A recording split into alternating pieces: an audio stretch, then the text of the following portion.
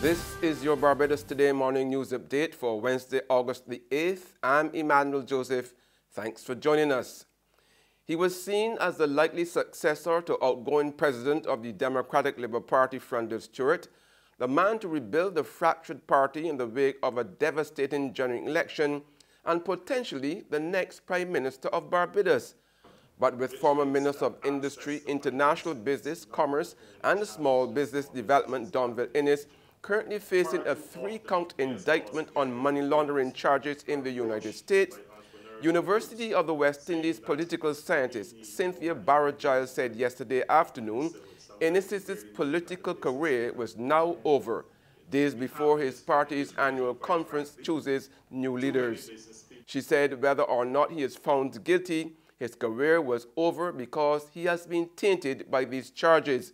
The senior lecturer in the Department of Government, Sociology and Social Work at the Cayfield campus also told Barbados Today that the only reason Inniss was charged was because he happened to be a permanent resident of the United States.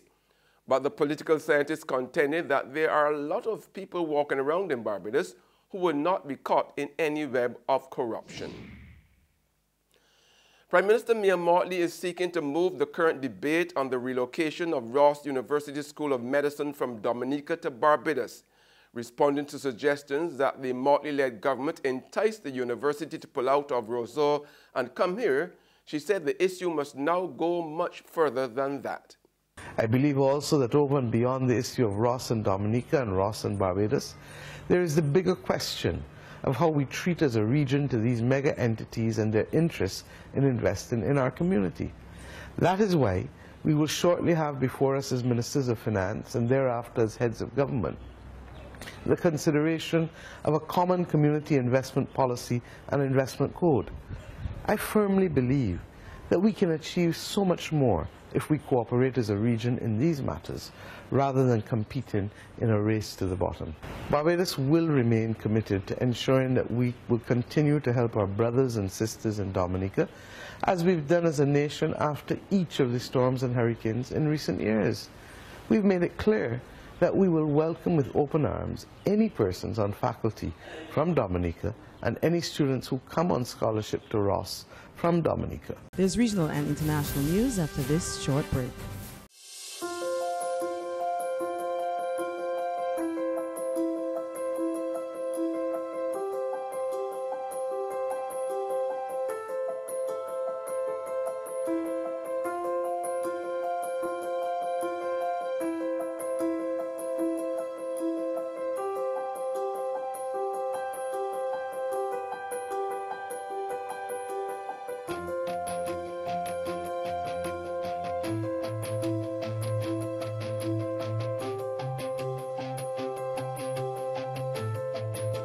Barbados Today, news you can trust. Welcome back with news from the region now. Some public officers in Guyana will be called upon to explain their actions or non-actions in connection with the June 2008 massacre of several Guyanese miners at Linden Creek.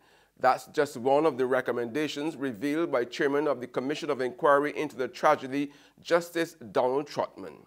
In our own time, and for the sake of closure, we and the suffering families of the murdered miners may want to forget that gruesome massacre of Lindo Creek, which shocked the conscience of the nation. But history and posterity will not erase the dark deeds of those who have conspired to disrespect the dead, to deceive the living, and to conceal the truth from the nation. President David Granger made it clear that the veil will be lifted over the circumstances surrounding the deaths of many Guyanese during what he called a troubled decade. And on the international scene, the U.S. president has said a meeting with Russian lawyers in 2016 was to get dirt on Hillary Clinton. The BBC's Regina Vidianathan explains why this might come back to hurt him. Donald Trump wasn't at the meeting himself, but could any of this get him into trouble as well? From a practical standpoint, Most people would have taken that meeting. It's called opposition research or even research into your opponent.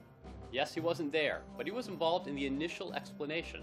Donald Trump's lawyers have acknowledged that he was involved in drafting the original statement, which said the meeting was about adoptions. Now, some might say that if Donald Trump was less than forthcoming about the truth of that, if he lied, what else about the Trump Tower meeting did he lie about? The president maintains that he didn't know about this Trump Tower meeting ahead of time, but here he was, just 2 days before, promising explosive revelations about Hillary Clinton. And that's news, but for the very latest, visit our website at www.barbadostoday.bb. You can also subscribe to our e-paper, email updates, or like us on Facebook, and sign up for breaking news alerts via WhatsApp.